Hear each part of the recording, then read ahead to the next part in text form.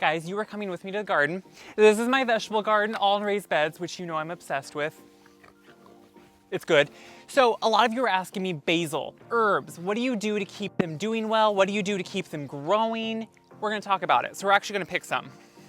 If you come over here, you can see that, hello, I have lost smoky fennel.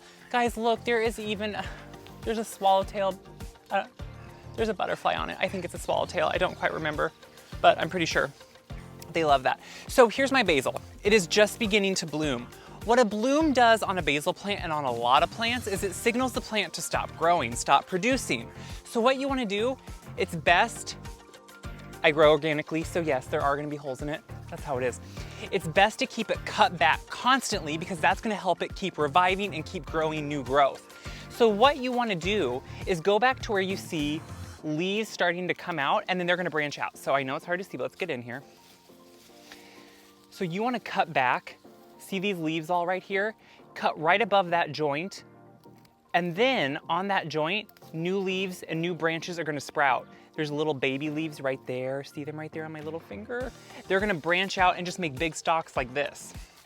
And yes, we are saving everything we are cutting off because this is beautiful basil. We are gonna make pesto, which, did you watch me make pesto for the freezer? That's what you need to be doing with all your basil. If it has a bloom on it, it's okay. Some people think it starts getting a little bit bitter. If that is true, when you make pesto out of it, you don't notice that at all.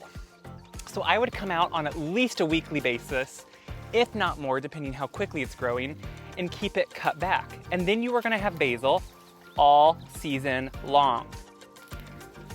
So again, let me show you the important thing here. Here's a stalk I wanna cut off. You wanna go down to where you see leaves, and then these tiny leaves on a stem, they're gonna make new stalks. You cut right above that. So now these are gonna grow and get big, and they're gonna make a whole nother stalk. You're gonna have basil coming out of your ears. So a lot of people, the first mistake they make, they plant this, they don't use it. I get it, but if you don't use it or don't at least it's even better to keep it cut and throw it on your compost pile because then it's gonna keep growing. If you don't use it, it gets to this point, it stops growing, you're gonna stop getting basil, and then all at once you're like, wait, why don't I have basil? Because you're not using it, people. So that is the quickest and best way to keep a basil plant fresh, to keep it always producing and always giving you more growth and new basil. Super important. And that really goes for a lot of herbs, but with basil, I think it's most important. Kip's starting to bark, so that means I'm done. This is a tip you can use all years forth. So share this around, tell everyone, this is how you keep basil going. Watch my pesto video if you haven't and you have so much basil. Keep the questions coming. I love to answer them for you and give you more garden questions. I'm gonna keep cutting basil. Go cut yours. Bonus tip. I know, you thought you were done with me. You're not.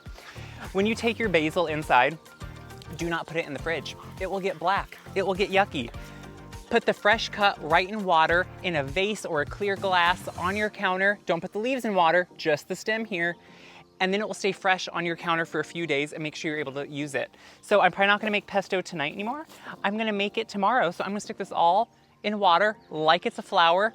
It will be perfectly fresh tomorrow in the next few days to come. Do it, it's a good tip. Okay, I'm done now, I promise.